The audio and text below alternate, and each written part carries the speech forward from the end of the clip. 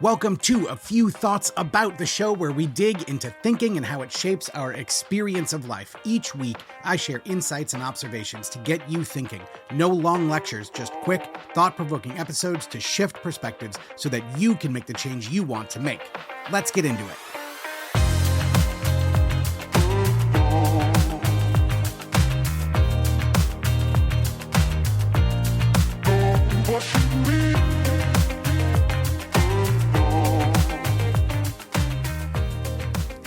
Hey, before we get started, I want to invite you to join me and my good friends Sam and Ellie for some free coaching calls. So we have been having such a great time in our membership and the stuff that we've done in the Live, Present, and Sober group, and we want to share that with people. We are hosting a completely free coaching call. A totally free call where you can join us. Sometimes it'll be all three of us. Sometimes it'll just be one of us. Sometimes it'll be two of us. You never know what you're going to get, but you will absolutely get a fantastic opportunity to ask questions, to get coached, and to be part of a conversation. So if you have been curious, if you've been like, man, I really wonder what those three weirdos are doing on their calls, I want to invite you to join us. There is a link in the show notes where you can go and get signed up. These calls happen once a month. We're rotating times, we're rotating days. So if you go sign up, you will get emails that will tell you when the calls are going to be and how you can join. So please come join Sam and Ellie and I for free Live, Present, and Sober coaching calls. They are going to be awesome. That is it for me. Let's start the show.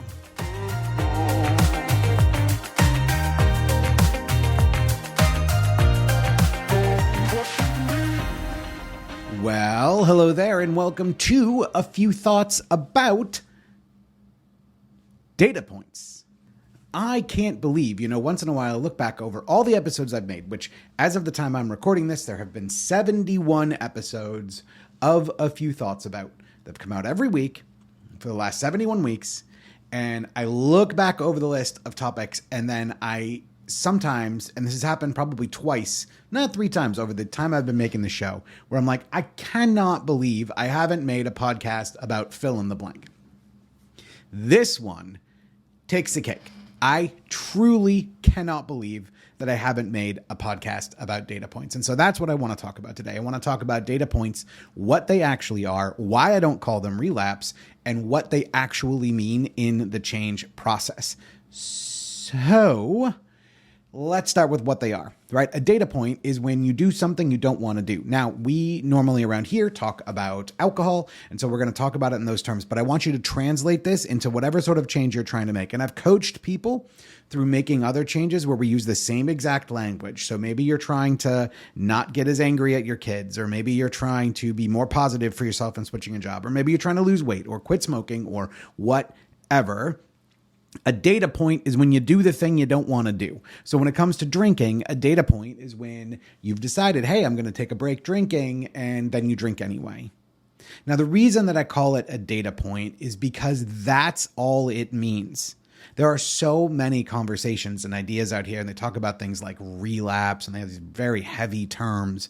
And then there's also these like terms that kind of like don't make it very serious. Like, oh, a little slip up. Something like that, which like generally that doesn't necessarily really, I think, cover it either. Data point is fantastic. Data point is amazing because a data point is exactly what it sounds like. It is a piece of data. I ended up drinking and I didn't want to. What happened? Right? That's a piece of data. So what that actually means is I was feeling a certain way or engaged in a certain activity or around someone or in an environment or whatever it was. The urge to drink came over me and I drank. That's information because we can take that data and use it going forward. We can take that data and make changes to whatever plan it is you have for staying alcohol free or, again, fill in any of your other changes. And I love looking at it this way because this is literally how people make change. This is how they do it. This is what it is. It's like ridiculously simple, but really true. And I know it's a little bit trite, but you've probably heard this idea of, computers learning to play chess. And they learn to play chess not because they're programmed by the best chess players in the world, but they learn to play chess because we give them the rules. They go out and they lose a bunch of games, and then they get better and better and better and better. They learn through failing. As a matter of fact, that's what we always do. Like, there isn't a thing that you've learned that you haven't at least learned somewhat through failing, right? Somewhat through messing it up. And being alcohol free is the same way.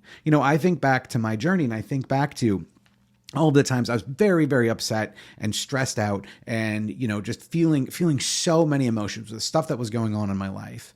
And the number of times that I would say, you know what, I'm not going to drink tonight. And then I did anyway. I used to beat myself up about it. But what that actually was an incredible gift for me. An incredible gift for me because I gave myself a roadmap to the things and places that I needed to deal with in order to be alcohol free. Because every one of those data points, every single one of them, were because of some sort of trigger, because of some sort of story, because of some sort of thought. And when I could isolate those and understand those, well, hell, then it meant I could actually be alcohol free. So that's why I get so excited about this idea of a data point, is that it's showing you where the weak spots are. It's showing you where the part of your process that needs a little bit shoring up. It's literally, quite literally, showing you how to be successful. I'm getting wound up, but that's what it does. That's exactly what it does. And if we treat it that way, and if we operate with it that way, if we engage with it that way, then it doesn't have to mean anything about us. And this gets to the next thing, which is why I don't use heavy terms like relapse. For me, and I know this is different for everyone, but for me and for a lot of people I talk to, terms like relapse are weighted down. They're freighted with like meaning about who you are as a person, about you maybe not being strong enough or, having poor judgment or something like that. Like, it's full of fucking blame. And there's no blame here. Like, this, addiction, alcohol use disorder, or really any change at all, it's a routine pattern of thinking, and you fell back into the old routine. And so what I actually do with clients is I welcome those data points, right? And it's never about them. It's never about you. So like, if you have a data point, it doesn't mean you're never going to get this. It doesn't mean that you're weak. It doesn't mean that you're somehow morally failing, right? None of that shit is true. All it means is that a situation, something happened and it tripped you up, and it's giving you, literally serving up to you on a silver platter, something you can work on so that the next time this happens, you can remain alcohol free. It's literally showing you where you need to think a little bit more about your plan. So when I hear people use terms like relapse, what I try to do, honestly, like if you were to get on a call with me right now, if you were to get on a call with me and talk with me and you use a term like relapse, I would start digging into that a little bit. And I would be looking for where and how you might be blaming yourself or what that might look like. I've yet to find with the thousands of people that I've worked with, I've yet to find any amount at all of blame or self-hatred or, lack of compassion. I've yet to find any amount of any of those that's actually helpful. And so I want to bypass that altogether. I want to just skip that because we don't need to, because your worth as a human is not up for debate. Like, your value is not up for debate. This doesn't mean anything about you. It just means something about the process. It's giving you information on something else you need to change.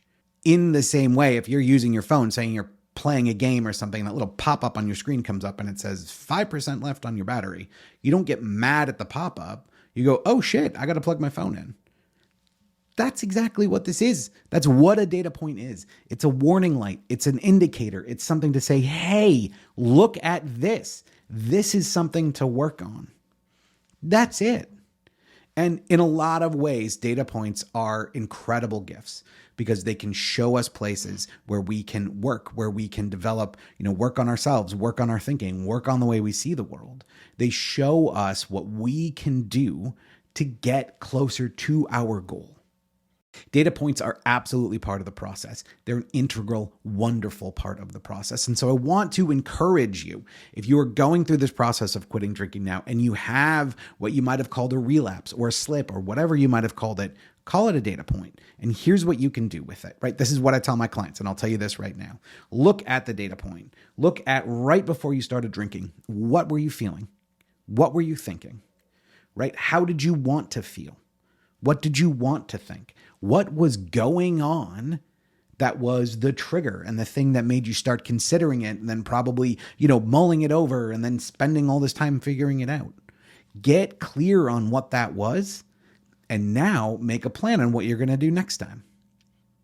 So, for me, one of the things that was really difficult for me was going out. And so I had to make a plan because I would say, hey, I'm not going to drink tonight. And then I'd go out and sure enough, like that beer looked really good. So I would make a plan. Hey, you know what? I need to not go out for a little bit. Great. And you know what? That really helped. And you know what else? That came from a data point. So data points are your friends. Like data points are there to help you. They're there to show you what you can do to keep getting toward your goal. So stop beating yourself up about it. And if you want help with that, you can reach out to me, scottpinier.com/podcast. Send me an email. I'll tell you all about it. But stop beating yourself up about data points. Stop making them the enemy. Stop making them somehow this bad, horrible thing.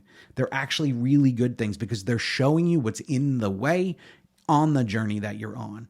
And it's an opportunity. It's an opportunity to change that thinking, to deal with that environment, to handle whatever situation it was differently so that you can keep going and reach your goal of being alcohol-free.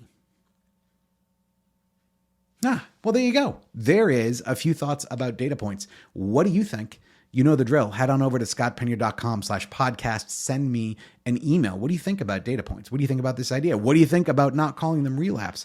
This can be polarizing. So I'm ready. I'm ready for all of your input and thoughts. scottpinier.com/podcast. That's where you can reach out to me. Thanks so much for hanging out with me. I'll be back again next week.